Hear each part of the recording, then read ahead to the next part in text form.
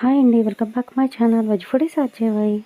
ఈరోజు నేను పెళ్ళిళ్ళలో చేసే ఉప్మా ఉంటుంది కదా, అది చల్లారినా కూడా చాలా మెత్తగా ఉంటుంది.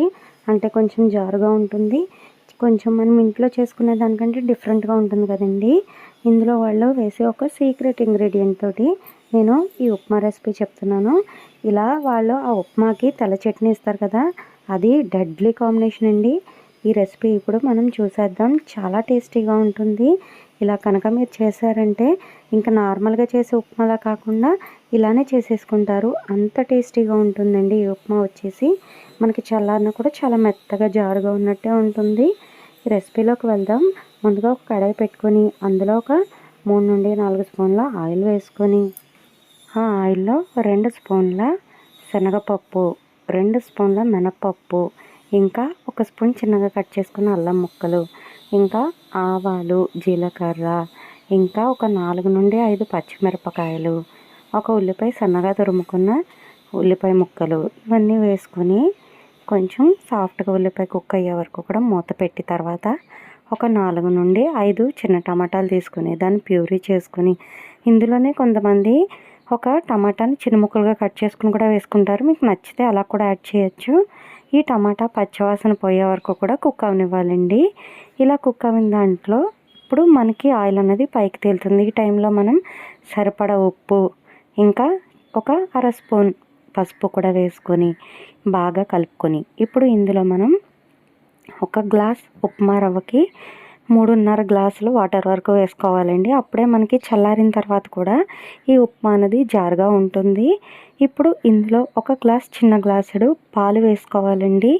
ఈ పాలు క్రీమ్తో ఉన్న పాలు వేసుకోవాలండి. అప్పుడే టేస్టీగా ఉంటుంది. కొంతమంది ఇదే ప్లేస్లో కొబ్బరి పాలు కూడా వేసుకుంటారు. దానివల్లే టేస్ట్ అన్నది బాగుంటుంది. మనం ఇందులో ఏ మసాలా దినుసులు వేయకపోయినా ఈ ఉప్మా అనేది ఇంత టేస్ట్ రావడానికి కారణం ఈ పాలు, ఇంకా ఒక 1/2 స్పూన్ పంచదార వేస్తారండి ఇందులో. తర్వాత బాగా ఈ వాటర్ అన్నది మరిగే టైంలోనే మనం ఇందులో ఉప్మా రవ్వను వేసుకొని ఇలా పైకి ఇలాగా మనకి అన్నం ఉడికినట్టు ఉడుకుతుంది. ఆ తర్వాత మనకి మొత్తం ఆయిల్ అంతా పైకి తేలిపోతుంది. ఆ టైంలో మనం కట్టేసి ఒక పావుగంట రెస్ట్లో పెట్టి తర్వాత మనం మంచి చట్నీతో, మీకు నచ్చిన చట్నీతో సర్వ్ చేసుకుంటే చాలా టేస్టీగా కమ్మగా ఉంటుందండి. మనం ఇందులో కారానికంటే పులుపు ఎక్కువ ఉంటుంది కాబట్టి మనం చేసుకునే చట్నీలో పులుపు ఎక్కువ వేయకుండా మనం కమ్మటి చట్నీ చేసుకొని దాంతో ఈ ఉప్మా తింటే సూపర్ ఉంటుంది. ఇంకా అస్తమాను ఇదే చేసుకుంటారు, అంత బాగుంటుంది. తర్వాత మా బాబు ఫంక్షన్ కోసం అని చెప్పి జ్యువెలరీ తీసుకుందామని చెప్పి సిల్వర్ జ్యువెలరీ రాజమండ్రిలో పెట్టారండి గోయాస్. అక్కడికి వెళ్ళాం. బ్లాక్ బీడ్స్, ఇంకా విక్టోరియన్ జ్యువెలరీ ఇవన్నీ కూడా ఎలా ఉన్నాయని చెప్పి చూసానండి. ఈ బ్లాక్ బీడ్స్ కూడా తీసుకున్నాను నేను. చాలా బాగున్నాయి క్వాలిటీ వైజ్. మనకి బడ్జెట్లో వచ్చేస్తున్నాయండి ఇవి. మీకు ఈ లింక్ కావాలంటే కింద ఇస్తాను, ఒకసారి చెక్ చేయండి. చట్నీ లింక్ కూడా నేను కింద ఇస్తాను చూడండి. చట్నీలు అన్నది చాలా రకాల చట్నీలు చేశాను. నేను ఒకసారి డిస్క్రిప్షన్లో కూడా ఇస్తాను, ఒకసారి చెక్ చేయండి. మీకు ఈ జ్యువెలరీ వీడియో కావాలన్నా, లేదంటే టమాటా చట్నీ కానీ, పల్లీల చట్నీ కానీ, ఏ చట్నీ కావాలన్నా కూడా 2-3 చట్నీ రెసిపీలు కూడా నేను కింద లింక్ ఇస్తాను, చెక్ చేయండి. నా ఛానల్ ఎవరైనా కొత్తగా చూసినట్లయితే సబ్స్క్రైబ్ చేయండి, పక్కన ఉన్న బెల్ ఐకాన్ క్లిక్ చేయండి. మీ ఫ్రెండ్స్కి, రిలేటివ్స్కి కూడా నా వీడియోస్ని షేర్ చేయడం అస్సలు మర్చిపోకండి.